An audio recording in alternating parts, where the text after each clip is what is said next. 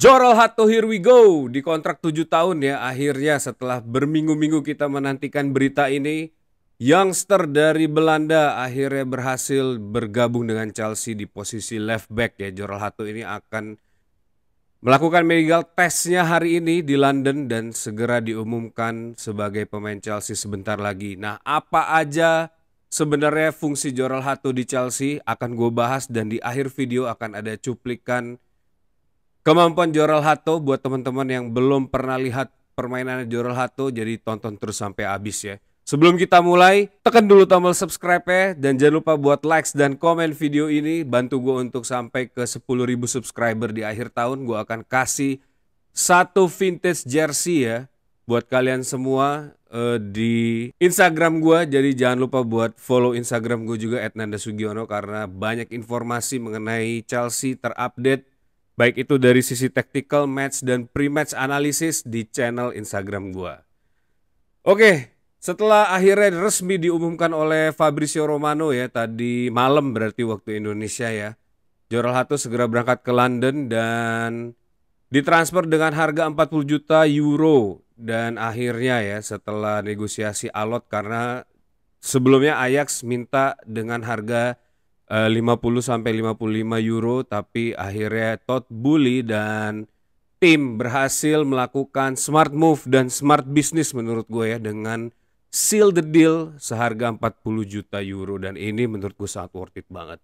Nah, Jorel Hato sendiri salary-nya belum ada informasi rigid ya di portal berita manapun, tapi yang gue tahu dari The Telegraph, ini salah satu portal informasi di Belanda juga.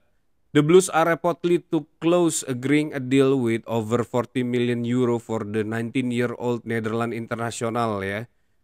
Jorel Hato set to double salary at Chelsea. Nah, jadi kurang lebih gaji Jorel Hato ini double dari gajinya di Ajax ya. Gue coba cari lagi kira-kira gajinya di Ajax itu berapa berdasarkan dari AIS score ya. Jadi Jorel Hato ini per minggu gajinya adalah 16.169 pound sterling ya. Jadi kurang lebih sekitar 16 ribuan lah ya.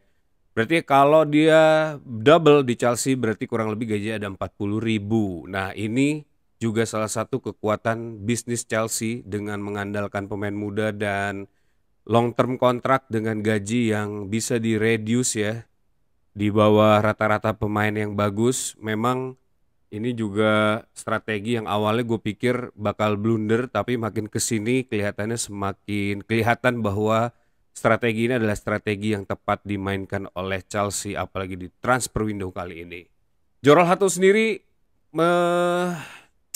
banyak pundit yang mengatakan bahwa Jorel Hato ini adalah the next Van Dijk ya, tapi karena dia bermain mostly di posisi flank di sayap kiri, agak sulit untuk mengkomparasi dia dengan Van Dijk walaupun dia masih berumur 19 tahun. Tapi yang kita tahu, Jorel Hato ini punya statistik yang sangat cemerlang di era divisi ya, 90% pas akurasi di liga sepanjang musim lalu. Juga dia adalah top assist provider in the league ya, dengan 6 assist, most tackle in Ajax dengan 58 tackle satu musim, dan third in area duels won, 51 area duels won. Dan ini sangat promising. Dia juga adalah salah satu kapten termuda di Ajax, dan dia selama 2 musim belakangan mengangkat Ajax dari era keterpurukannya ya. Dan akhirnya Jorel Hato memutuskan untuk hengkang karena dia adalah produk asli Ajax yang dibesarkan di Akademi Ajax. Kita lihat data dari SofaScore ya. Sekarang berumur 19 tahun. Kontraknya masih valid sampai 2028 harusnya ya. Dengan tinggi badan 182 cm, jadi cukup tinggi ya. Bermain dengan posisi kaki kiri ya. Dan market value-nya saat ini adalah 36 juta euro. Dan sepanjang 12 bulan terakhir berhasil mengumpulkan rating 7.02 ya. Kalau kalian lihat grafik permainannya juga cukup konsisten. Banyak mendapatkan grafik berwarna biru dan hijau ya. Secara atribut memang Jorel Hato ini masih raw banget menurut gue ya, karena ini nggak juga mencerminkan sebenarnya karena 19 tahun menuju ke 22 tahun memang pemain muda itu harus banyak ditempa oleh game dan menit bermain supaya mereka bisa berkembang dalam permainan. Dan atribut yang saat ini tercapture itu defense-nya itu 69 poin, tactical-nya 53 poin, technical-nya 44 poin, attacking-nya 39 poin, dan creativity-nya 46 poin.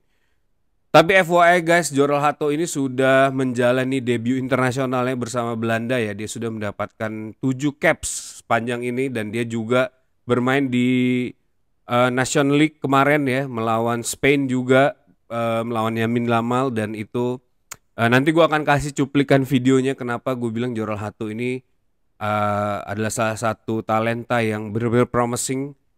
Karena dia memiliki variabel-variabel yang sebenarnya bisa banget untuk dikembangkan dan bermain di Premier League ya. Kalau teman-teman lihat di grafik kali ini ada season heat map-nya ya. Kebanyakan Jorel Hato ini bermain di area sebelah kiri ya.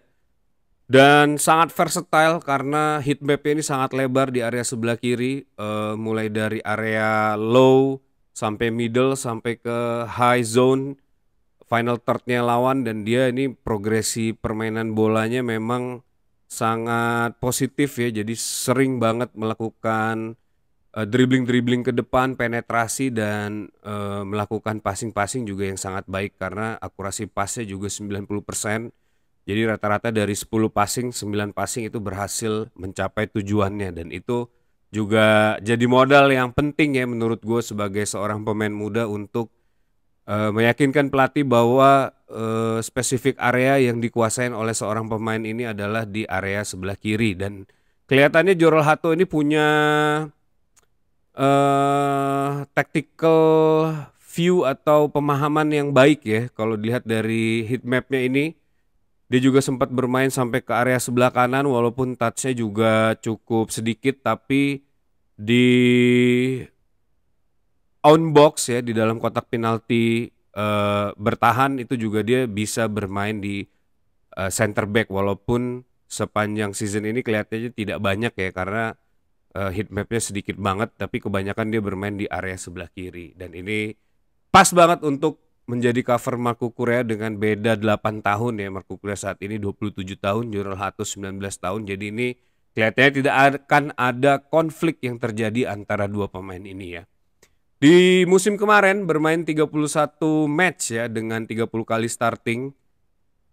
Berhasil masuk ke Team of the Week sebanyak 3 kali di era divisi ya, dan menyumbangkan 2 gol. Secara passes nih juga menarik. Jorel Hato sepanjang musim lalu berhasil menciptakan 6 assist ya. Expected assist-nya 5.16, dan balik lagi kalau real assist itu lebih tinggi dari expected assist, berarti pemain ini cukup efektif ya. Touch per gamenya 67.2, berarti hampir 2 menit ya, 1 menit lebih dia selalu mendapatkan bola, dan juga lumayan menjadi salah satu faktor penting untuk progression play atau open play yang dilakukan oleh Ajax di musim lalu ya.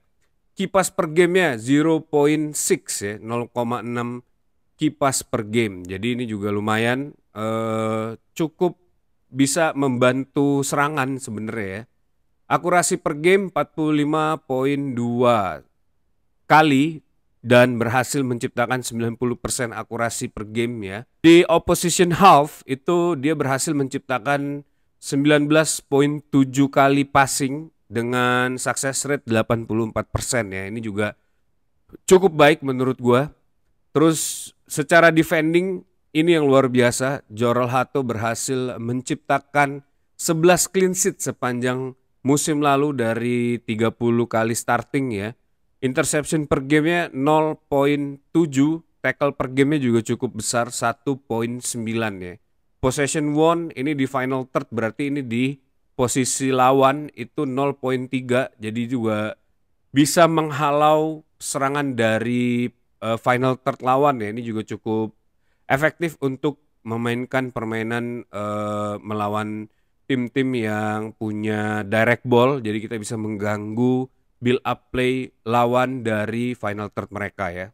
Dan ball recovered per game 4.2, ini juga salah satu statistik yang menurut gua mencerminkan kematangan dan ketenangan seorang Jorel Hato ya, karena sepanjang 90 menit ya, rata-rata Jorel Hato ini bisa melakukan recovery ball 4,2 kali dan itu juga nilai yang cukup baik ya. Dan clearance per gamenya itu 2.0.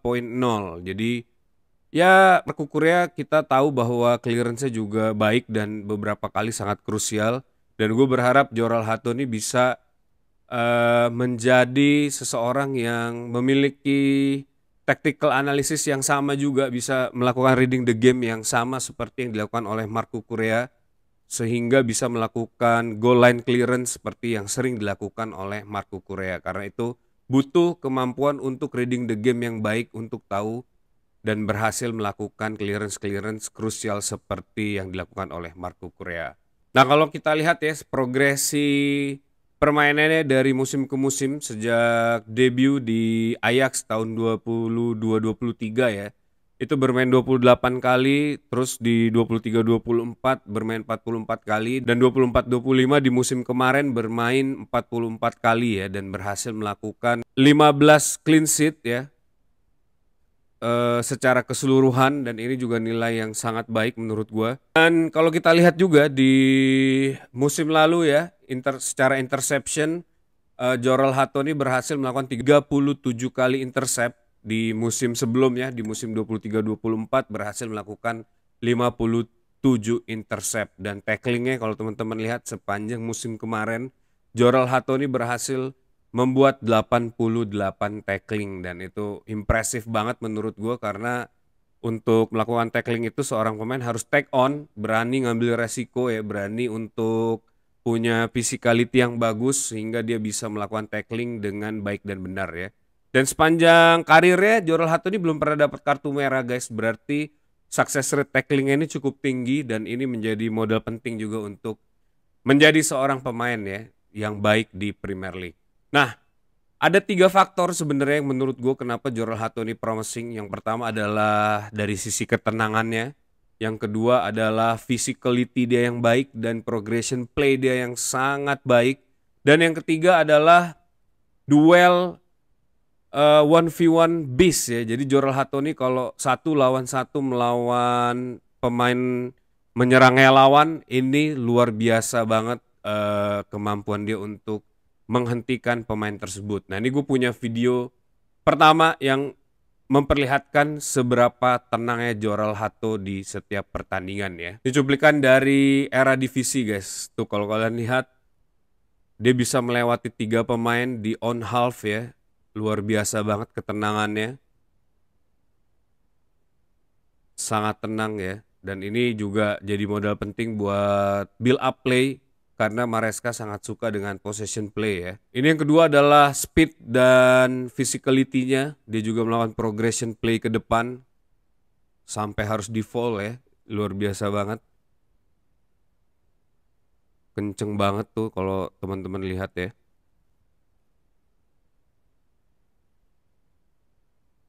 Dan ini adalah bagaimana seorang Jorel Hato ini bisa melakukan 1v1 dengan sangat efektif dan berani ya.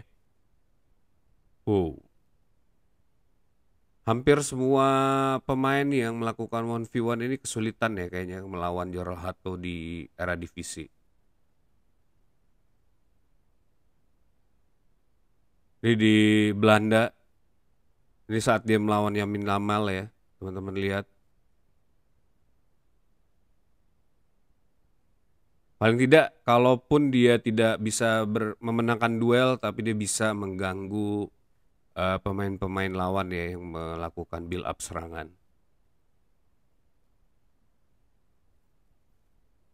Nah, sebenarnya kalau kita bandingkan Marco Korea dengan Jorel Hato ini, kira-kira permainan seperti apa sebenarnya yang akan dibentuk oleh Jorel Hato? Kalau teman-teman lihat ya di grafik yang ini, dari data MD ya, gue membawa grafik ini. Jorel Hato ini sama-sama statistik di musim lalu, Jorel Hato di era divisi dan Marco Korea di Premier League ya. Secara crosses komplit, Jorel Hato ini hanya berhasil mengumpulkan 7.5 ya, sepanjang in average di sepanjang rata-rata ya di 90 menit musim lalu. Kalau Marco Correa berhasil 12,9. Nah, kalau assist ini Jorel Hato cukup tinggi karena memang lagi-lagi ya dia sering melakukan progresi ke depan dan kelihatannya dia juga banyak terlibat di dalam permainan open play ya. Progression possess-nya juga cukup tinggi. Progression passes-nya ini 47,8 ya kalau Jorel Hato. Sedangkan Marco Correa hanya 26,8. Terus position one-nya 33,4 dan Marco Correa ini 71,7. Nah, kalau dilihat dari dua variabel ini, kelihatan bahwa sebenarnya Marco Correa ini sebenarnya tipe left back yang lebih banyak bertahan ya, menghentikan bola, menghancurkan serangan, mengganggu build up play lawan ya. Tapi kalau Jorel Hato, kalau kita lihat ini hampir mirip menurut gue dengan Malo Gusto saat diberikan overlap play ya oleh Maresca. Jadi kalau dilihat dari statistik ini kelihatannya kalau Jorel Hato ini permainannya sangat menyerang ya, sangat fisikal, sangat take on dan sangat agresif. Jadi kalau kita bisa simpulkan saat memainkan Jorel Hato ini kemungkinan besar kita akan melakukan banyak bola-bola direct dan bola-bola build up yang maju langsung ke depan memanfaatkan physicality dan kecepatannya Jorel Hato ya.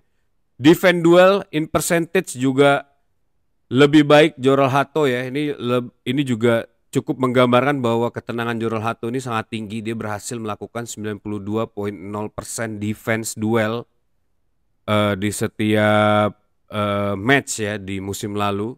Sedangkan Marco Correa hanya 39,6 defense duel. Jadi memang defense ini berarti di area low zone ya, di bawah di area pertahanannya tim sendiri. Dan kita lihat tadi di video bahwa Jorel Hato ini memang cukup baik dalam melakukan 1v1 ya.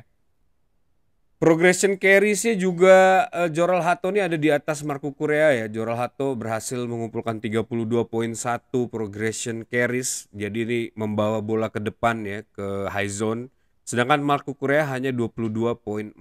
Nah, kalau teman-teman lihat memang perspektifnya akan beda banget ya ketika Jorel Hato yang di warna biru dengan Marco Correa yang warna merah muda. Ini kelihatan banget tipe permainannya cukup jauh berbeda dan ini akan membawa fresh tactical edit lah ya kayaknya ke tim Enzo Maresca di musim 25-26 ya. Jadi sangat positif menurut gua pembelian Jorel Hato kali ini. Nah, apakah kita berhenti sampai situ? Tentu tidak. Saat ini menurut Fabrizio, Chelsea are on it for both Hato dan Simon ya. Dan Hato kita sudah sealed, sekarang tinggal Xavi Simons. Dan informasinya Xavi Simons ini masih ongoing dan hopefully semoga di minggu-minggu ini kita akan mendapatkan kabar baik untuk transfer Xavi Simons. Nah, itu dia video kali ini guys. Kita membedah dan menganalisa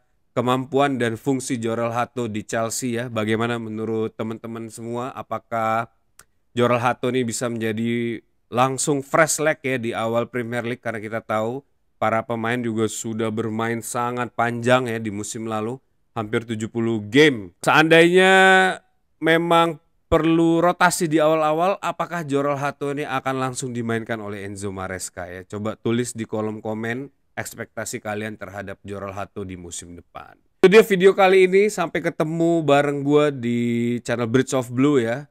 Di video gue berikutnya. Buat kalian yang suka sama video ini, jangan lupa buat subscribe, likes, dan komen video ini. Bantu gue buat sampai 10.000 subscriber di akhir tahun. Kalian juga bisa follow Instagram gue di @nandasugiono untuk update-update informasi mengenai Chelsea. Karena di channel gue juga akan banyak banget informasi mengenai Chelsea ya. Sampai ketemu di video berikutnya. Tetap dukung Chelsea, up the Chelsea.